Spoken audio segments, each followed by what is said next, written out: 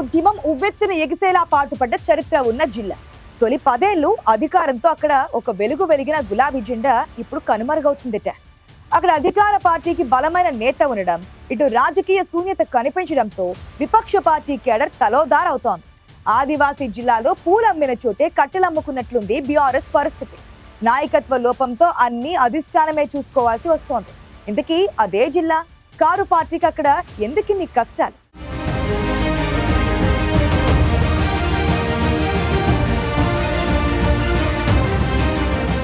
ఉమ్మడి ఓరుగల్లు జిల్లాలో ఆదివాసీ ఖిల్లాగా పేరున్న ప్రాంతం సమ్మక్క సారలమ్మ దేవతలు కొలువుదీరిన గడ్డ.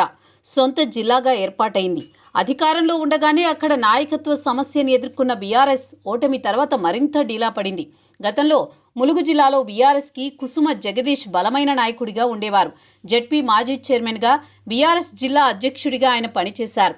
అయితే జగదీష్ మరణానంతరం ములుగు జిల్లాలో బీఆర్ఎస్ పార్టీకి నాయకత్వ సమస్య ఎదురుకావడంతో ప్రతి విషయాన్ని పార్టీ అధినాయకత్వమే చూసుకోవాల్సి వస్తోందని జిల్లాలో చర్చ సాగుతోంది.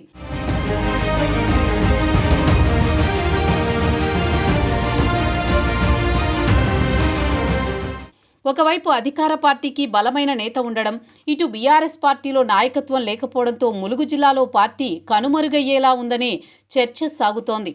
ములుగులో అధికార కాంగ్రెస్ పార్టీకి మంత్రి సీతక్క రూపంలో బలమైన పటిష్టమైన నాయకత్వం ఉంది. అధికార పక్షం బలంగా ఉంటే బీఆర్ఎస్ మాత్రం స్తబ్దుగా ఉండిపోయింది. ప్రతిపక్ష పార్టీగా ప్రజలకు కనీస మద్దతు ఇవ్వలేని పరిస్థితిలో పార్టీ ఉందనే చర్చ జరుగుతోంది. జగదీష్ మరణానంతరం పార్టీ కోసం కష్టపడే ఆ స్థాయి నాయకుడు లేకపోవడంతోనే ఆ పరిస్థితి వచ్చిందని రాజకీయ విశ్లేషకులు భావిస్తున్నారు.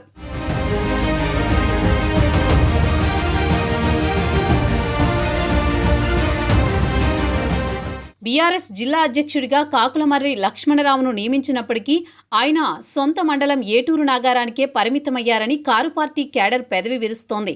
జిల్లాలో పర్యటించకపోవడం, పటిష్టమైన కమిటీని వేసుకోకపోవడంతో ములుగు జిల్లాలో కారు కిలోమీటరు కూడా ముందుకెళ్లలేదని కేడర్ భావిస్తోంది. కుసుమ జగదీష్ మరణానంతరం జెడ్పీ చైర్మన్గా బాధ్యతలు చేపట్టిన బడే నాగజ్యోతి తర్వాత అసెంబ్లీ ఎన్నికల్లో మంత్రి సీతక్కపై పోటీ చేసి ఓడిపోయారు. పార్టీ నాయకత్వ సమస్యతో నియోజకవర్గ ఇన్ఛార్జీగా ఉన్న బడే నాగజ్యోతి సైతం ప్రకటనలకే పరిమితమయ్యారు.